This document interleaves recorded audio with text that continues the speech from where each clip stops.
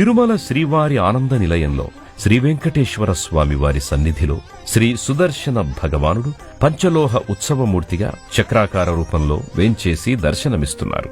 సుదర్శనుడు అంటే శ్రీవారిని సులభంగా దర్శింపజేసేవాడు అని అర్థం. సర్వకాల సర్వావస్థలలో సర్వత్రా తిరుమల యాత్రకు వచ్చే భక్తులకు ఎటువంటి కష్టనష్టాలు కలగకుండా సుదర్శన భగవానుడే కాపాడుతుంటాడు.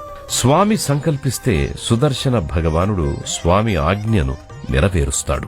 సంవత్సరంలో 4 సార్లు శ్రీ స్వామి పుష్కరిణిలో చక్రస్నానం జరుగుతుంది. బ్రహ్మోత్సవంలోనూ, రథ సప్తమి నాడు, అనంత పద్మనాభ చతుర్థి, వైకుంఠ ద్వాదశి నాడు చక్రస్నానాన్ని శ్రీ స్వామి పుష్కరిణిలో నిర్వహిస్తారు.